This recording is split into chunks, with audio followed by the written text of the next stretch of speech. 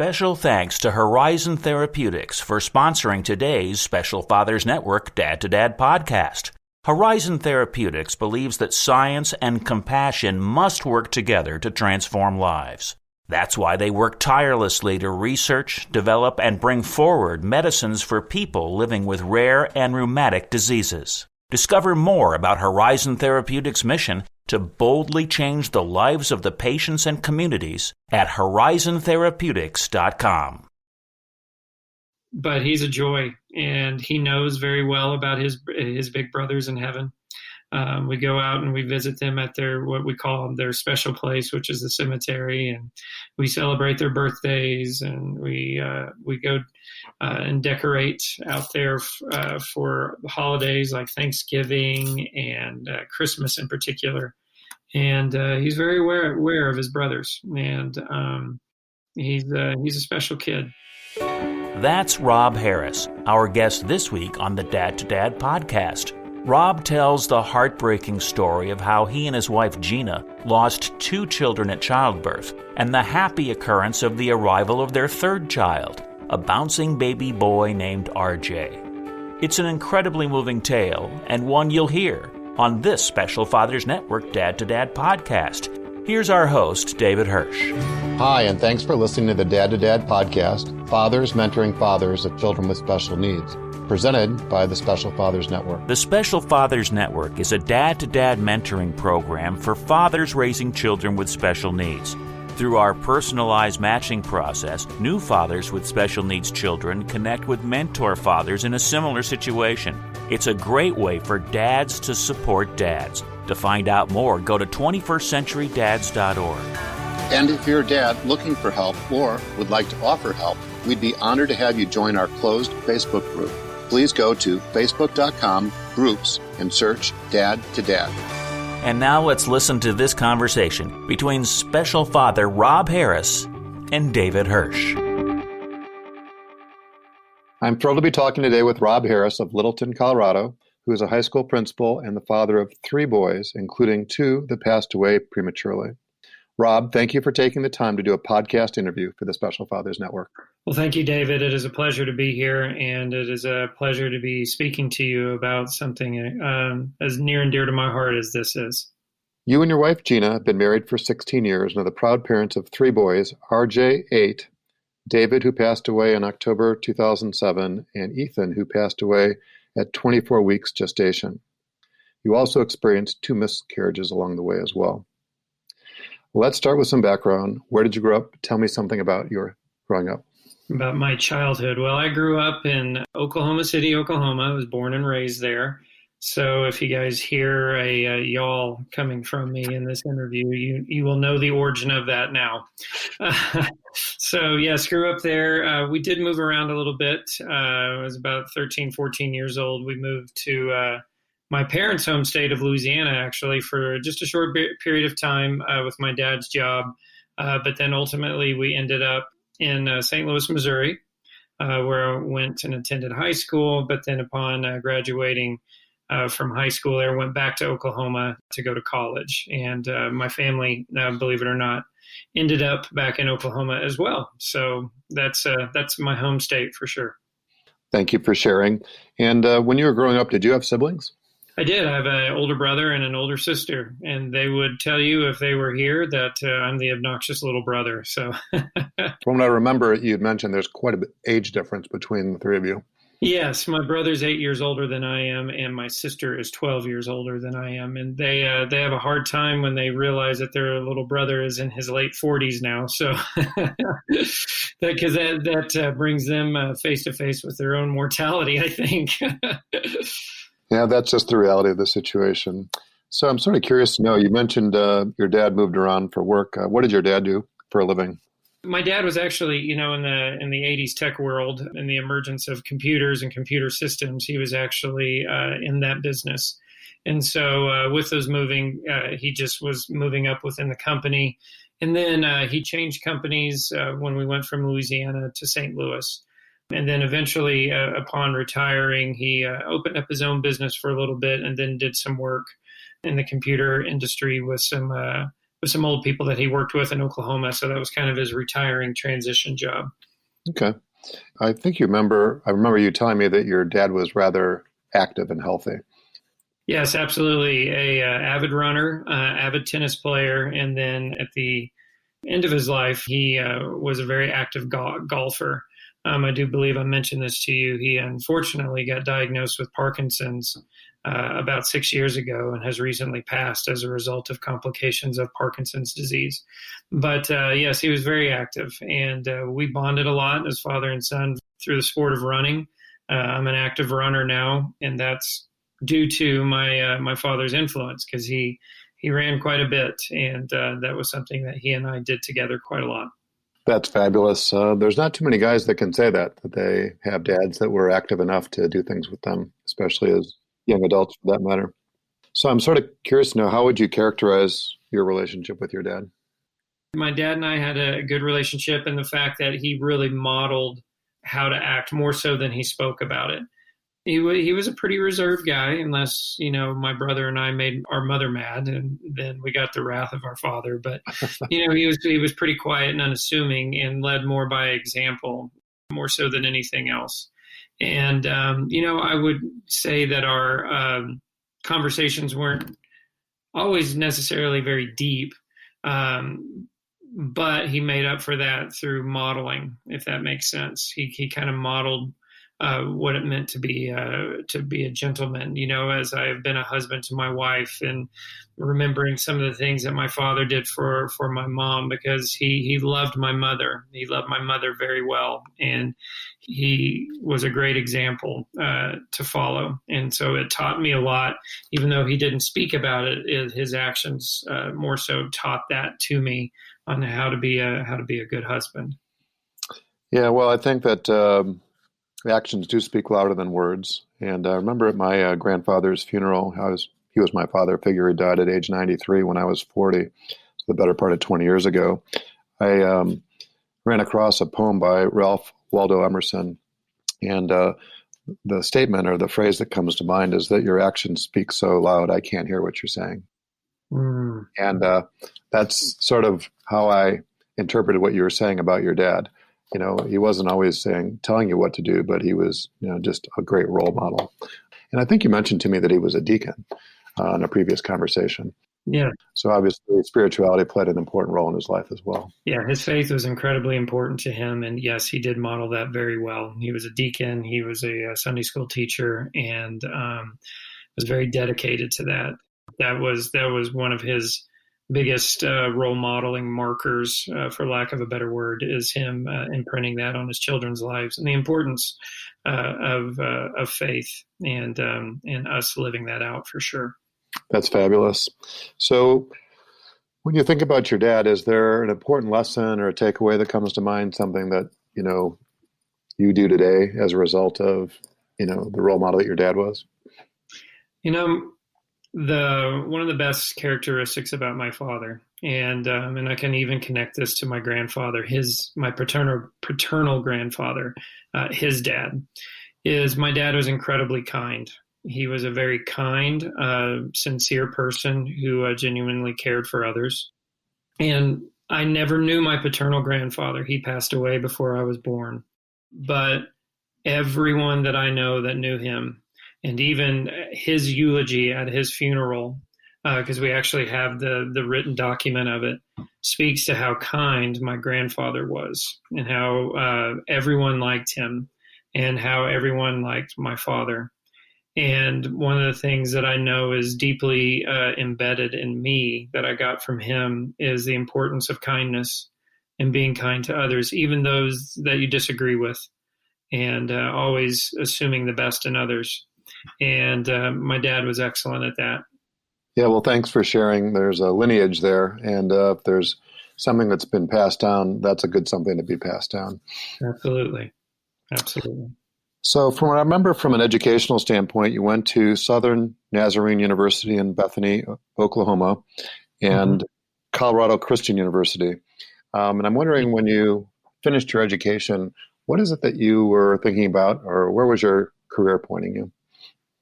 Well, when I got my bachelor's degree from Southern Nazarene University, at that point in time, I knew I wanted to work with students to some capacity. My first job was not a traditional teaching job. It was working at a home for students who were making some poor decisions in their life that led them to be in this particular facility. It wasn't like a jail or anything like that, but it was a controlled environment to help them get back on track. And I was more like a tutor, mentor, coach. From that, I had the opportunity to work in youth camps over the summer, which opened the door for me to get into education at a private school, where I began teaching social studies, and that kind of opened up the door for me to pursue a career in education. My master's degree is in curriculum and instruction, which is an educational degree, and that's what I've been doing ever since. But the initial call to do that was wanting to work with and to help students out, for them to see, realize their best potential, so to speak. And from what I remember, you had mentioned that you'd spent 14 years in the classroom and then the last 6 years or so as an administrator. Yeah, the total. It's the administration piece has kind of moved around a little bit. I was an athletic director for a while, then went back to teaching, and then went back into administration at the assistant principal, head lead principal type of positions. So I'm sort of curious to know, how did you and Gina meet? That's a great question, because that actually happened at the school. We had assemblies at our school, and the school that I was working at the time, I was the athletic director. And Gina, which is my wife's name, she was invited to come and speak to our assembly. And I remember sitting there in the audience in our performing arts theater where we would have assemblies. And I remember thinking to myself, wow, she's really cute.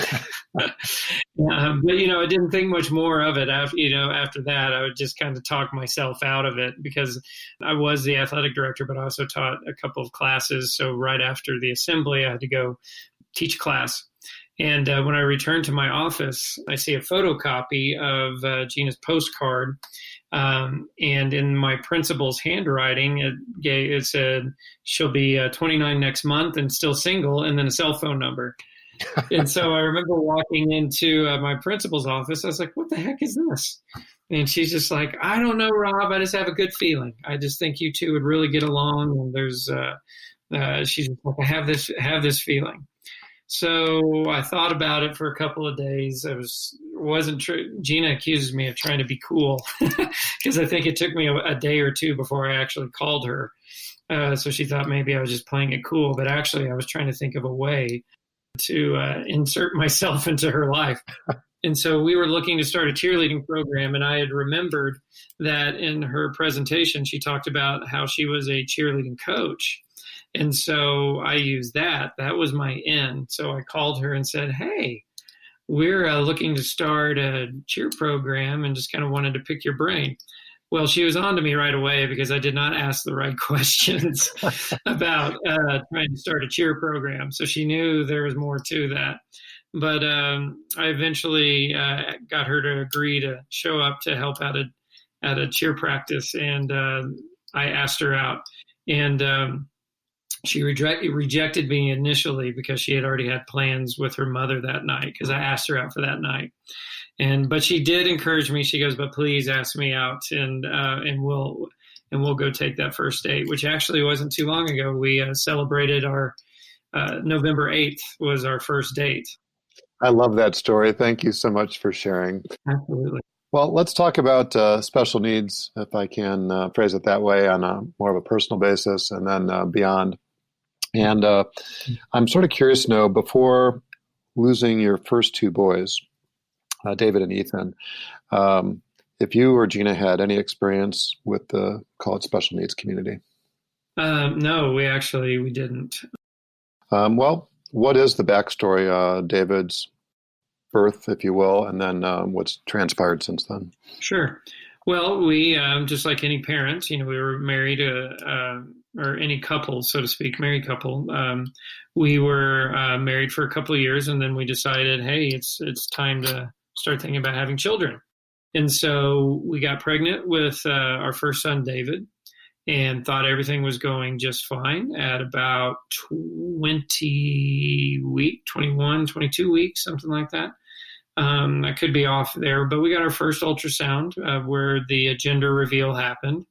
We had never seen an ultrasound before, so we thought looked fine to us. And we found out we were having a son. So I remember Gina and I were so excited about that. We left. We went and bought a couple of outfits, little boy outfits that we were going to have. We began picking things out for his nursery to have different, I'm a big sports guy. I have different sports things, up in the nursery for him. And we just went along business as usual. Unfortunately, a few weeks later, our doctor had been out of town. They analyzed the ultrasound and they found some complications. So we get a phone call. We were actually working at a conference, a youth conference that Gina used to organize and run. So we're there. We're in the middle of an activity, and I see her on the phone, and she, gestures me to come over. She's like, "It's the doctor. Something's wrong with David."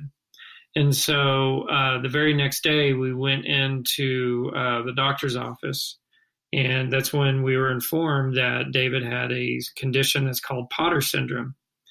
And Potter syndrome is simply the fluid in the uterus there was not there. And I learned from this that because there's not that fluid, because he didn't have kidneys, Potter syndrome, his kidneys never formed. And as a result of that, the fluid is not present, and his lungs will not be able to form, and basically found out he will not live after birth. He would be alive and he would be pain-free while he was with my wife, but upon birth, he would pass. And so receiving that news about your first child was devastating. And I think we just immediately went into shock because we didn't really know of anybody that had experienced something like this, at least in our family and amongst our close friends. We had never heard of anything like this before. And so, at this point, we're left asking questions, and, our world is turned upside down. Yeah, well, I'm very sorry to hear that. I'm just trying to put myself in your shoes, learning about that situation, probably investigating, what is this Potter syndrome, and, the devastation that goes along with realizing that this is going to be a very short-lived experience. So was he to term then, or how did the pregnancy progress, and what transpired?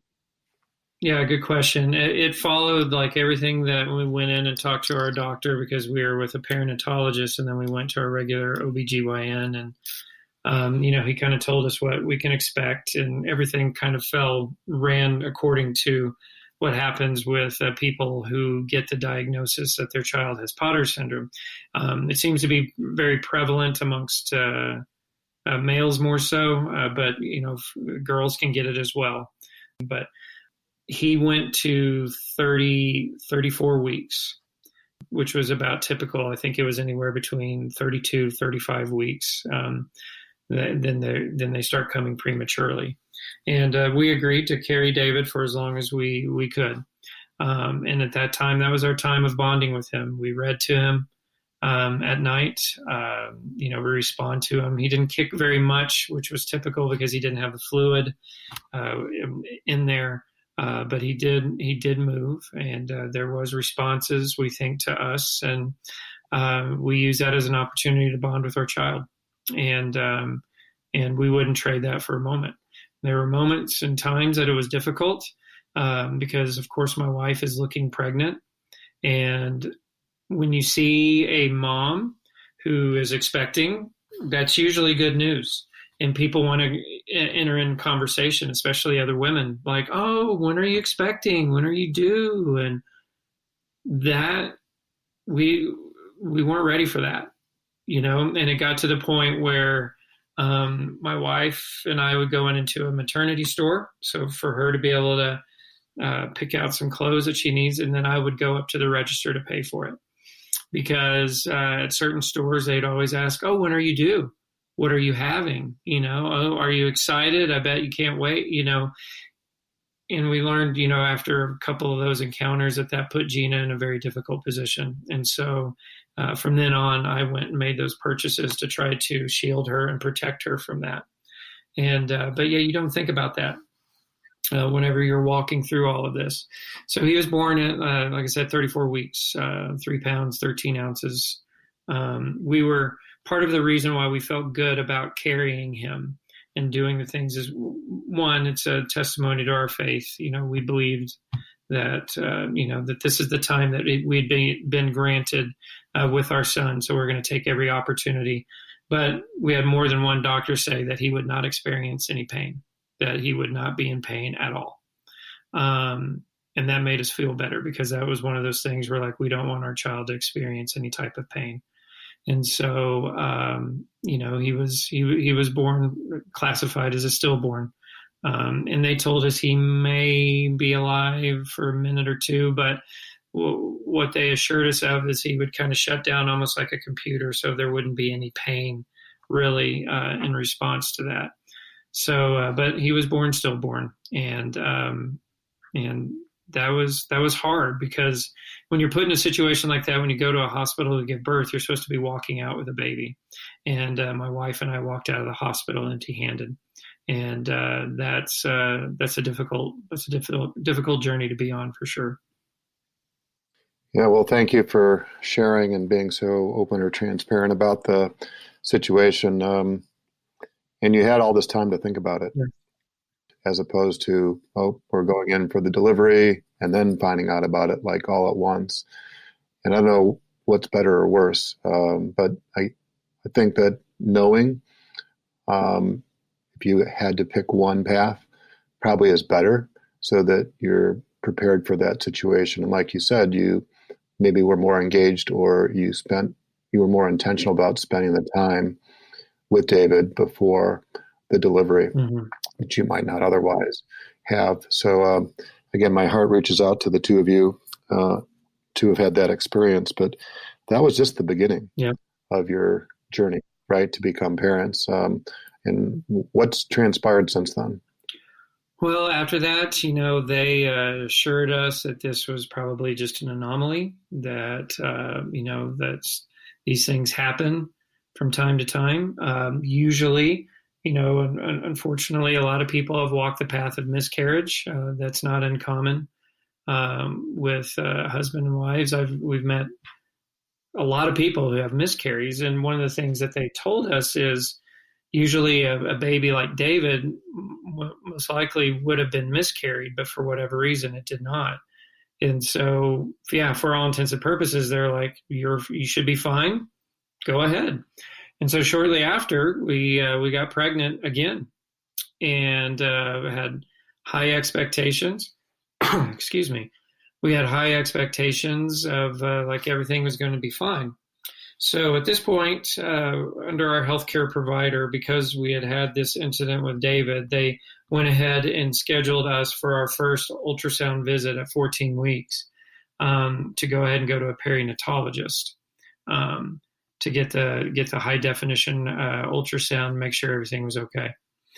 And one of the first things that we got is, well, there's fluid there, which, David did not have fluid. So we thought, oh, great. But then we knew something was wrong, because the ultrasound technician was on the ultrasound. The perinatologist was in there, and he walks over and asks to sit down where the ultrasound technician is. And I remember Gina and I looking at each other going, this doesn't look good. And so he's looking around at it and, making some notes and so forth and so on. He looks at his, he finishes up and, wipes off my wife's belly and says, oh, my office is right next door. Do you mind just walking in there, and I'll be in there to talk to you about a couple of things. And I remember walking out of there, and I was angry because I knew it wasn't going to be good news. I just had this feeling that it wasn't going to be good news. And sure enough, he came in and told us, and at that point in time, they couldn't even determine the sex of the baby. And, I'll go ahead and say he, because we did find out a little bit later on that it is a boy. But so Ethan, because we will name him Ethan, had what was called cystic hygroma and hydrops, which was a condition where he had too much fluid in his tissue, and he had some growths on either side of his neck and other things. And they said eventually his heart will give out, and because of the nature of his condition. Now, what was bizarre about this whole thing is they were two completely unrelated conditions. And our doctor, who had been a perinatologist for 18 years, said he had never seen anything like this. And they actually even asked us to do some genetic work, which we're like, sure, go ahead. But Ethan, it was a matter of time. We kind of did the same thing that we did with David. We spent our time with him to read to him, talk to him. But we went in weekly to get an ultrasound to see if his heart was still beating. And unfortunately, the one day that we walked into the doctor's office, went to get the ultrasound, his heart had stopped. And so that day we checked ourselves into the hospital for them to be able to induce, for him to be able to be born. It was a different circumstance, and it was a far more difficult circumstance. Obviously, leading up to that, the delivery was a lot more painful for my wife, and his condition, where David was a beautiful baby. To be able to see him he was beautiful. Ethan, because of the nature of his condition, had some disfigurement and other things like that, which was very, very difficult to see. So that was hard, and having to walk through that journey. And then afterwards, medical professionals really could not come up with any answers for what was wrong. They had some hypothesis, because we went on and had 2 more miscarriages. And part of their hypothesis is they didn't think that we could have a healthy boy, because one thing that we learned from this, and whether or not this is still medically accurate, but at the time what they told us is most miscarriages are boys generally, which I thought was interesting.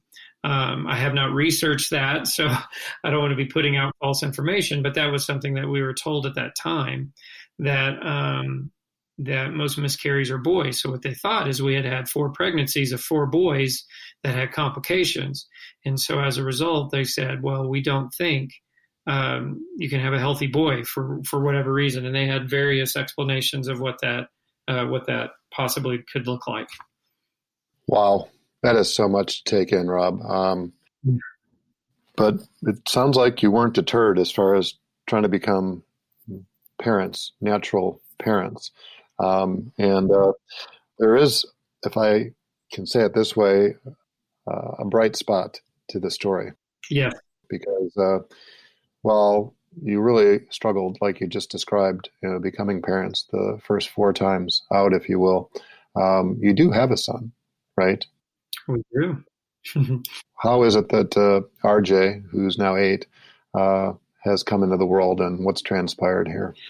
Well, I tell you, that's a miracle story. And I would love to be able to tell all your listeners about just why it's a miracle, but I will just give you the very quick summary of all of that. We got pregnant.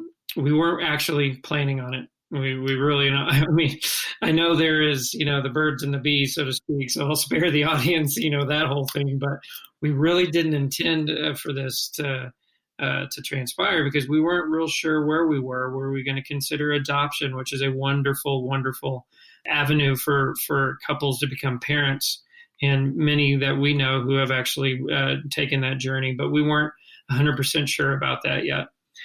But then, we find out Gina's pregnant. So, go to the doctor and do all this usual thing. And so we get to 14 weeks, according to our doctors, is the time when everything should be developed. They can do a high resolution ultrasound, and they can determine if there's going to be any issues. So we pull into the doctor's office, and we're in the parking garage. And I will never forget this, because my wife and I am holding her hand. We walked to the literally kind of like the edge before we're going to exit the parking garage to go into the building, to the medical building. And my wife stops and says, "It will be a miracle if the baby's okay. It'll be an even bigger miracle if it's a boy." Because at that point in time, we just had kind of just came to this conclusion that we're probably having a girl. So we go up and we do the ultrasound, and the doctor's in there and she's giving us a play-by-play. This looks great. This looks great. This is developing normally. And and my wife and I are just getting more and more excited. And then at the very end, we're looking at this TV that's up in the corner that's, broadcasting, for lack of a better word, the ultrasound. And she goes, "Do you want to know what the gender is?" And my wife and I are like, "Absolutely." And then they had this icon just flash up, "It's a boy." And I figured that at this point in time, because unfortunately at this moment in time, I had seen way too many ultrasounds. And so when I saw that, I'm thinking to myself, I think that's a boy. And when it said it's a boy, I treasure this moment, and I remember it very distinctly. I looked at my wife and I looked at her eyes and I saw how happy she was, because one of the things that she had always said is she always felt like she would be a mom to a boy.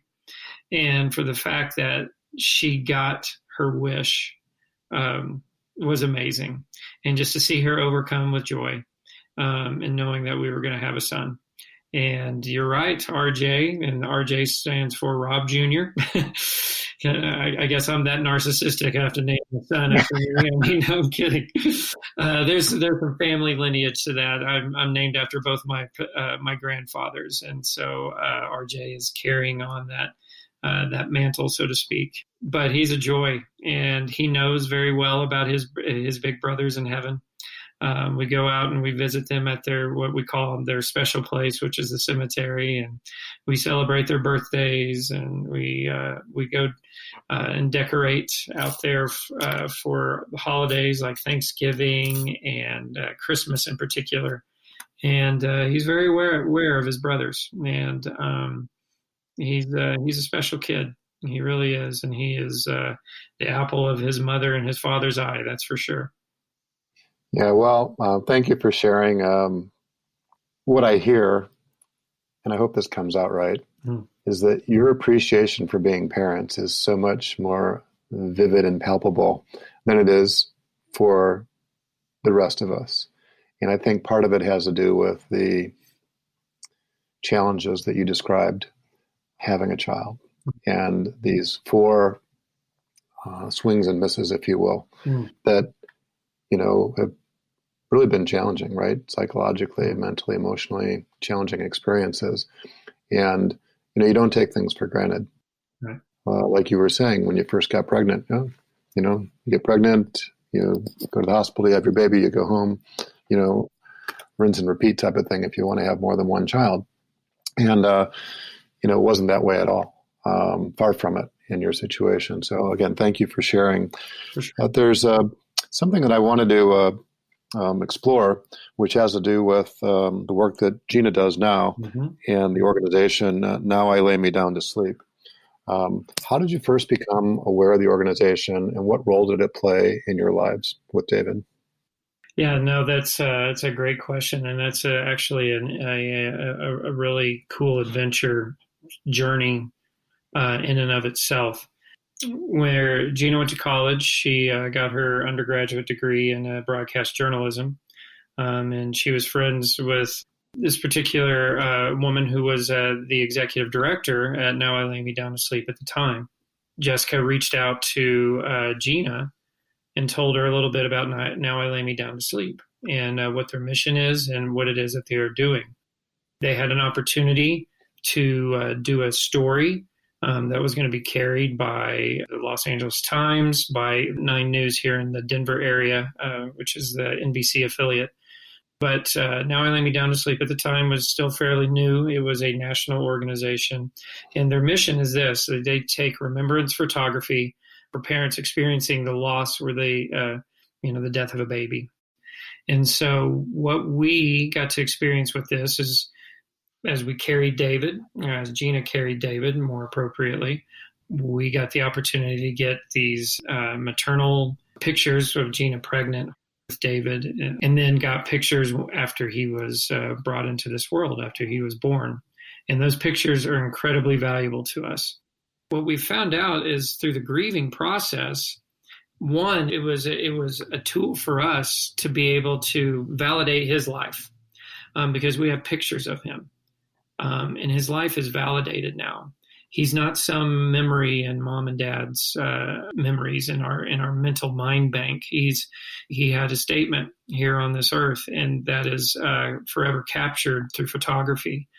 And Gina, kind of jump ahead a little bit. This kind of opened the door. Gina's background is in nonprofit work, and this eventually led to her becoming the chief executive officer of Now I Lay Me Down to Sleep. Because she's a mom who's experienced it and she has lived it. And we've had 2 experiences with that. We got our pictures with David, but with Ethan at the time, and this is before she became the CEO. And Gina has heard from countless, and I mean that, countless, like we would have to sit down and begin counting of mothers, especially mothers who are older, before, the various technology mediums we have now, who wish they would have had something to remember their child that they lost, because they feel like they have a hole.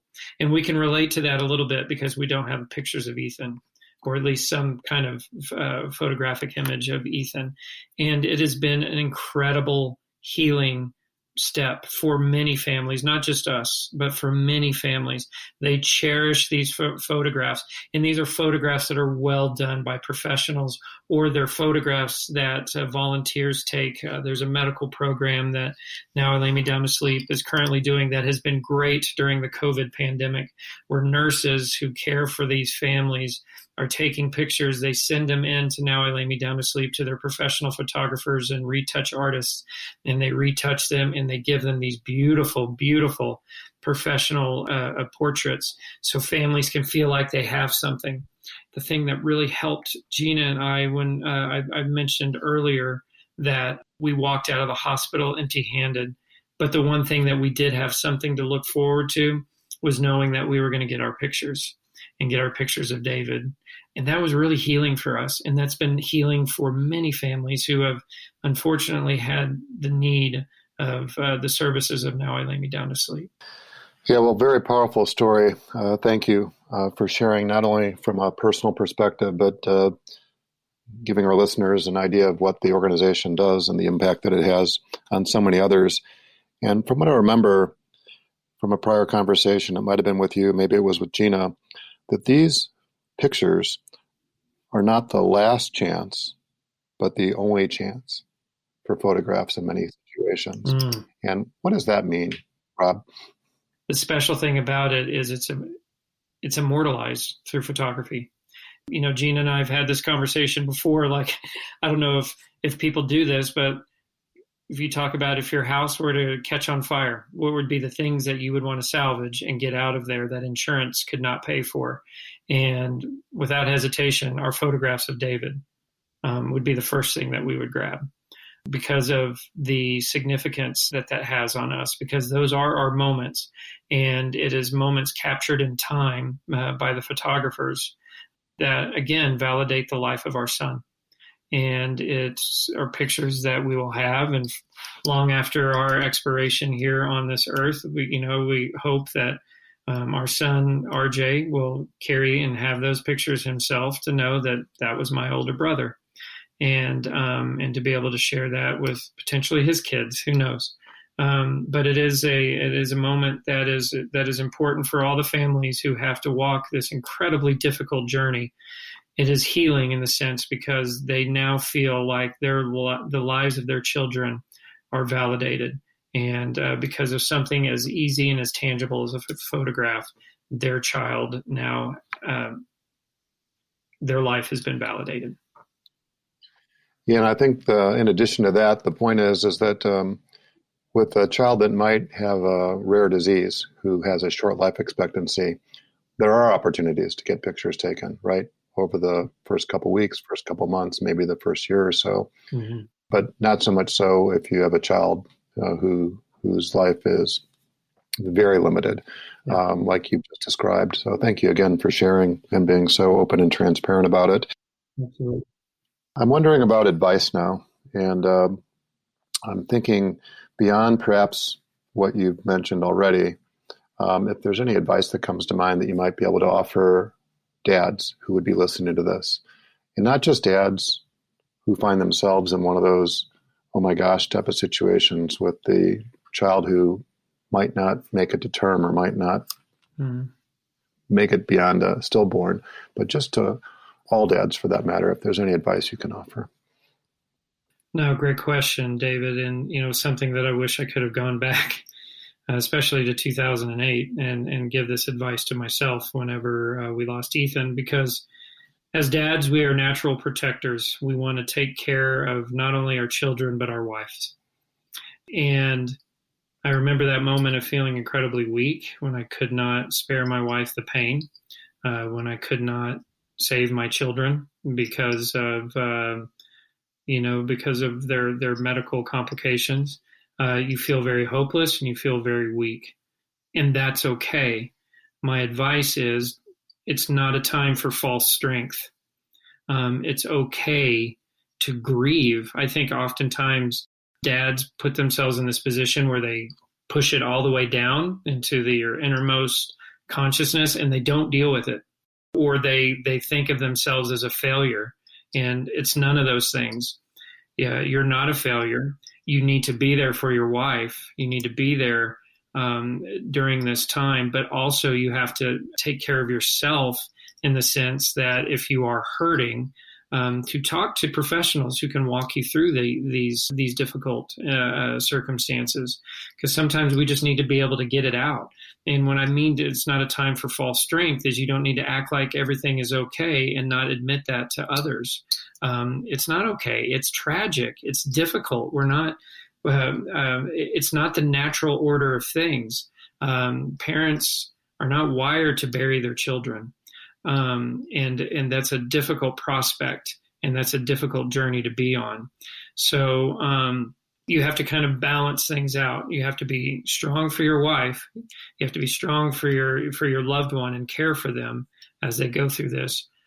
But also, on the flip side, you can't lie to yourself and say that everything is okay. It's not a matter of weakness to grieve. It's not a matter of weakness to go and get help if you need it. And it's not a matter of weakness if you don't bury it deep in the deep, dark recesses, because it will come up. It will come up in your mind, and it's better to get that taken care of. And it's okay to grieve. It is okay to grieve. It's natural. It's part of the human condition. Grieve the loss and go through the necessary steps to be able to cope and to deal with that loss. Yeah, well, thanks for sharing. And it's very vivid in your situation, right? Because you actually have a loss, like a loss of a life. Mm-hmm. And I know a lot of the dads in the network talk about grieving the loss that they anticipated having with their son or daughter who might have special needs, that they might not be able to talk or walk or the type of things that they would have anticipated doing with their kids, going for walks or playing sports or something like that. And that is a grieving process as well. Yes. And it's really important to embrace that, not, like you said, tuck it away, push it down, because it's not healthy, right? It's going to come out. Mm-hmm. It's not always going to come out in a healthy way. So thank you again for being so open and thoughtful about that. So if somebody wants to learn more about Now I Lay Me Down to Sleep or to contact you, what's the best way to do that? Well, Now Lay Me Down to Sleep, the website is nilmdts.org. That's a great reference for you to be able to go to. Again, that's nilmdts.org. You can go there, and on there is a lot of information about the organization, what all it does. If you have someone who is experiencing, that they're going into labor and they're going to experience the loss, there are volunteer coordinators that are on call. There's a number that you can call. There will be all the resources, contact information for the different employees, not just my wife, who's a CEO, but others who would be more than happy to answer questions. And then also information, if you're a photographer yourself, on how to volunteer to do this, because it's incredibly rewarding work, because what you're doing is you're providing this type of remembrance photography for families who will forever be indebted to your work and your professionalism as a photographer. And that's really special. Yeah, well, thanks for sharing. Yes. Rob, thank you for your time and many insights. As a reminder, Rob is just one of the dads who's part of the Special Fathers Network, a mentoring program for fathers raising a child with special needs. If you'd like to be a mentor father or are seeking advice from a mentor father with a similar situation to your own, please go to 21stcenturydads.org. Thank you for listening to the latest episode of the Special Fathers Network Dad to Dad podcast. I hope you enjoyed the conversation as much as I did. As you probably know, the 21st Century Dads Foundation is a 501c3 not-for-profit organization, which means we need your help to keep our content free to all concerned. Would you please consider making a tax-deductible contribution? I would really appreciate your support. Rob, thanks again. Thank you. And thank you for listening to the Dad to Dad podcast, presented by the Special Fathers Network. The Special Fathers Network is a dad-to-dad mentoring program for fathers raising children with special needs. Through our personalized matching process, new fathers with special needs children connect with mentor fathers in a similar situation. It's a great way for fathers to support fathers. Go to 21stcenturydads.org. And if you're a dad looking for help or would like to offer help, we would be honored to have you join our closed Facebook group. Please go to facebook.com/groups and search Dad to Dad. Also, please be sure to register for the Special Fathers Network bi-weekly Zoom calls held on the first and third Tuesdays of every month. Lastly, we're always looking to share interesting stories. If you'd like to share your story or know of a compelling story, please send an email to david@21stcenturydads.org. The Dad to Dad podcast was produced by Couch Audio for the Special Fathers Network.